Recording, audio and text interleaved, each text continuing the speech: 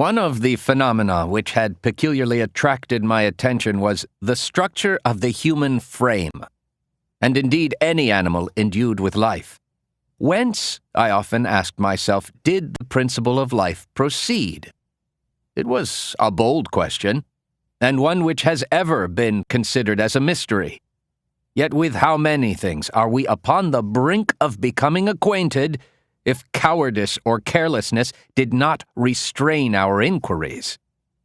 I revolved these circumstances in my mind, and determined thenceforth to apply myself more particularly to those branches of natural philosophy which relate to physiology. To examine the causes of life, we must first have recourse to death. I became acquainted with the science of anatomy, but this was not sufficient. I must also observe the natural decay and corruption of the human body. Darkness had no effect upon my fancy, and a churchyard was to me merely the receptacle of bodies deprived of life, which, from being the seat of beauty and strength, had become food for the worm. Now I was led to examine the cause and progress of this decay, and forced to spend days and nights in vaults and charnel houses. My attention was fixed upon every object the most insupportable to the delicacy of the human feelings. I saw how the fine form of man was degraded and wasted. I beheld the corruption of death succeed to the blooming cheek of life. I saw how the worm inherited the wonders of the eye and brain. I paused, examining and analyzing all the minutiae of causation as exemplified in the change from life to death and death to life, until from the midst of this darkness a sudden light broke in upon me, a light so brilliant and wondrous, yet so simple, that while I became dizzy with the immensity of the prospect which it illustrated, I was surprised that among so many men of genius who had directed their inquiries toward the same science, that I alone should be reserved to discover so astonishing a secret. Remember, I am not recording the vision of a madman. The sun does not more certainly shine in the heavens than that which I now affirm is true. Some miracle might have produced it, yet the stages of the discovery were distinct and probable. After days and nights of incredible labor and fatigue, I succeeded in discovering the cause of generation and life. Nay, more, I became myself capable of bestowing animation upon lifeless matter. The astonishment which I had at first experienced on this discovery soon gave place to delight and rapture. After so much time spent in painful labor, to arrive at once at the summit of my desires was the most gratifying consummation of my toils. But this discovery was so great and overwhelming that all the steps by which I had been progressively led to it were obliterated, and I beheld only the result. What had been the study and desire of the wisest men since the creation of the world was now within my grasp. I was like the Arabian who had been buried with the dead and found a passage to life aided only by one glimmering and seemingly ineffectual light. When I found so astonishing a power placed within my hands, I hesitated a long time concerning the manner in which I should employ it.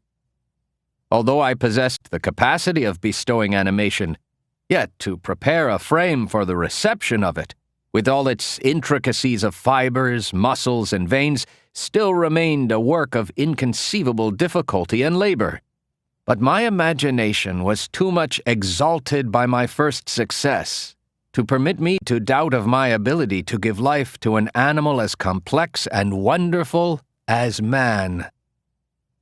The materials at present within my command hardly appeared adequate to so arduous an undertaking, but I doubted not that I should ultimately succeed. It was with these feelings that I began the creation of a human being. As the minuteness of the parts formed a great hindrance to my speed, I resolved to make the being of a gigantic stature, about 8 feet in height and proportionably large. After having formed this determination, and having spent some months in successfully collecting and arranging my materials, I began. No one can conceive the variety of feelings which bore me onwards, like a hurricane, in the first enthusiasm of success. Life and death appeared to me ideal bounds which I should first break through and pour a torrent of light into our dark world. I thought that if I could bestow animation upon lifeless matter, I might in process of time renew life where death had apparently devoted the body to corruption.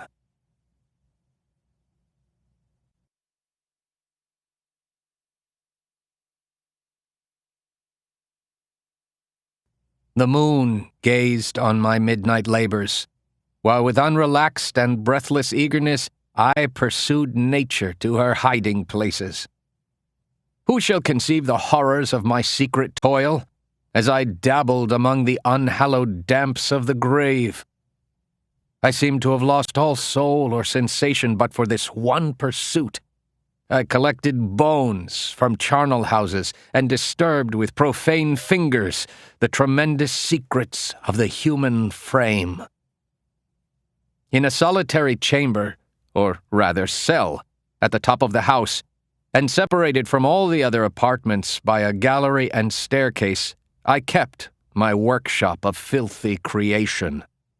The dissecting room and the slaughterhouse furnished many of my materials, and often did my human nature turn with loathing from my occupation, whilst still, urged on by an eagerness which perpetually increased, I brought my work near to a conclusion. The summer months passed while I was thus engaged, heart and soul in one pursuit. It was a most beautiful season. Never did the fields bestow a more plentiful harvest, or the vines yield a more luxuriant vintage. But my eyes were insensible to the charms of nature, and the same feelings which made me neglect the scenes around me caused me also to forget those friends who were so many miles absent, and whom I had not seen for so long a time. I could not tear my thoughts from my employment, loathsome in itself, but which had taken an irresistible hold of my imagination. I wished, as it were, to procrastinate all that related to my feelings of affection until the great object which swallowed up every habit of my nature should be completed.